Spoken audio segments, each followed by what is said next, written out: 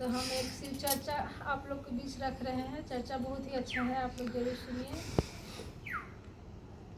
एक लड़की थी तो छत पे रुई ढूंढती थी। गरीब की बेटी थी, छत पे बेचारी रोज रुई ढूंढती, मतलब रुई को छत पे सुखाती थी, फिर उसको बेचती थी। कुछ पैसा होता था तो उससे खाती पीती थी, इसी तरह उसका घर चलता था। तो एक दिन क्या हुआ कि छत पर रुई ढूंढ रही थी, बहुत ज़ोर से आंधी आ गया। हवा की वजह से उसका पूरा रुई उड़ गया। बेचारी सोची कि अब तो हम रुई उड़ गया तो अब कैसे हम आज क्या खाएंगे। रुई के पीछे पीछे पीछे पीछे दौड़ने लगी। हवा से रुई आगे बढ़ते जा रहा है और बेचारी पीछे पीछे दौड़ते जा रही है। रुई दौड़ते दौड़ते रास्ते में एक बूढ़ी माँ मिली। वो बूढ़ी औरत नहीं, वो वन देवी थी, लेकिन वो बूढ़ी के रूप धारण करके बैठी हुई थी रास्ते में।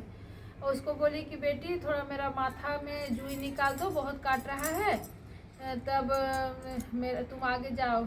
तो वो बोली कि ठीक है दादी से निकाल देते हैं, लेकिन मेरा रुई तो उड़ रहा है, वो तो गुम हो जाएगा। तो बोली कि नहीं, बहुत काट रहा है, निकाल दो। तो निकाल दी। बहुत आशीर्वाद दी वन देवी माँ, बहुत आशीर्वाद दी। फिर बेचारी आगे, रुई तो बहुत आगे चल गया। फिर बेचारी पीछे पीछे दौड़ रही तो फिर रास्ते में एक बकरी मिल गई। वो बकरी बोली प्लीज़ ऐसे मुझे घास खिला दो ना, तब आगे जाना, मैं बहुत दिन से भूखी हूँ, मुझे घास खिला दो। तब क्या करे बेचारी, उसको भी घास खिलाकर ही आगे बढ़ी। ही रास्ते में एक गाय मिल गई। गाय भी बोलने लगी कि मैं बहुत दिन से प्यासी हूँ, मुझे पानी पिलाकर ही आगे बढ़ो। तो उसको भी पानी पिलाकर आगे बढ़ी। ऐसे ही बढ़ते बढ़ते बढ़ते बढ़ते पहुँची। तब तक तो रुई का पता नहीं कहाँ चला गया, लेकिन एक मतलब साधु बाबा उसको मिले।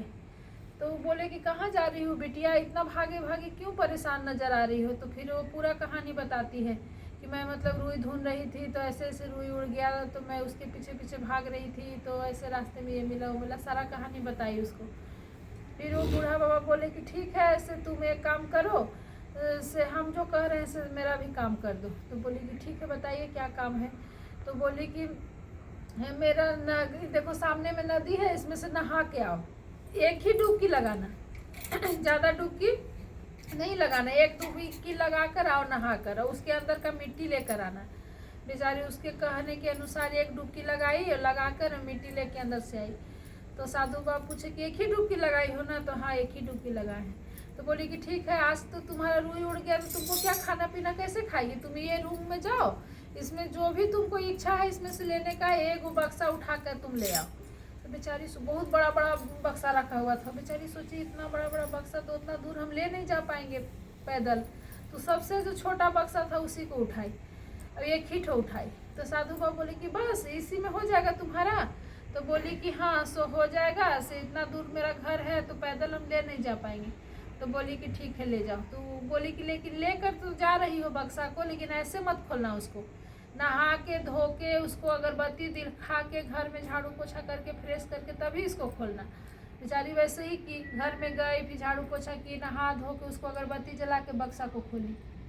बक्सा को खोली तो उसमें से बहुत खूबसूरत राजकुमार निकला, बहुत सुंदर राजकुमार। और राजकुमार बोला कि हम तुम्हारे लिए ही बन कर आए हैं, हम तुमसे ही शादी करेंगे। फिर राजकुमार के साथ उसका शादी हो गया, वो बहुत सुखी हो गई, राजकुमारी हो गई तो रानी हो गई, सुखी हो गई वो।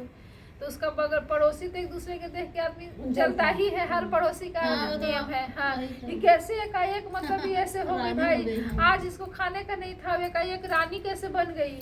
तो उससे पूछने गई सब, एक माँ बेटी थी। तो बोली अरे ये तो रोज रुई ढूंढती थी, खाती थी, तो आज इसको क्या हो गया कि इतना अमीर बन गई, राजा के साथ शादी हो गया। तो चलो उसके घर पता लगाते हैं कि क्या बात है। तो दोनों गई पता लगाने। तो बेचारी पूरा स्टोरी अपना बताई कि हम ऐसे ऐसे रास्ते में ये मिला वो मिला तो अथी। तो ऊपर मैया बेटी सुन ली। तो बोली अब मैया अपन बेटी के कि चलो तुम भी ऐसे ही करो। तो हाँ, देखा देखी तुम भी ऐसे करो। तो नकल करने लगी। नकल करने के लिए इतना से ली रुई ली, फिर इसी ढूंढने लगी, फिर हवा आया, फिर वैसे ही उड़ा, फिर उसके पीछे पीछे बेटी वैसे ही दौड़ी। और दौड़ते के साथ साथ क्या हुआ कि फिर वही बूढ़ी माँ मिली। तो बूढ़ी बुढ़िया को बोली कि ढील निकाल दो बेटा, तुमको हम ढील निकालेंगे, हम जा रहे हैं रूह ढूंढने, तो उसको नहीं निकाली। फिर इसके बाद गैया मिली, गैया पानी पीने के लिए उसको भी नहीं पिलाई। बकरी मिली, बकरी पानी घास मांगी, उसको भी नहीं दी। उसको तो पहुंचना था वहाँ जो बक्सा देता है, उसको वहाँ तक का लालच था, डायरेक्ट वहीं पहुंचना था। तो वहाँ पहुंची तो फिर वही बूढ़ा बाबा मिले उसको। तो बूढ़ा बाबा मिले, वो तो भगवान थे, भोला बाबा थे, शिव गुरु थे। मिले तो बोले ना कि ठीक है तुम तो आई हो, पूरा कहानी बताने लगी कि हम भी दुखित हैं, हम भी गरीब हैं, ऐसे बताने लगी। बोले ठीक है तुम जाओ गंगा जी में एक डुबकी लगा कर आओ, इतना मिट्टी लेते आना। तो सोची ना कि ये तो एक ही डुबकी लगाई थी, हम कहे ना 4-5 डुबकी लगा ले तो बहुत ज्यादा मिल जाएगा। वो जाके ना 5-6 डुबकी पूरा लगा के आई नदी में से। फिर शिव गुरु पूछे वही बूढ़ा बाबा कि कै डुबकी लगाई हो, तो एक ही डुबकी लगाए हैं। तो अच्छा ठीक है जाओ घर में जो बक्सा है वो ले लो। वहाँ सोचने लगी बेचारी, एक पर एक बड़ा बक्सा है, एक पर एक बड़ा बक्सा है। सोची कि लालच उसके अंदर, सबसे बड़ा वाला हम ले जाते हैं। सबसे बड़ा वाला ले ली, बोली ना कि यही हम ले जाएंगे। तो बोले शिव गुरु कि तुम यहाँ से इतना बड़ा ले जाओगे अपने घर? तो हाँ हम ले जाएंगे।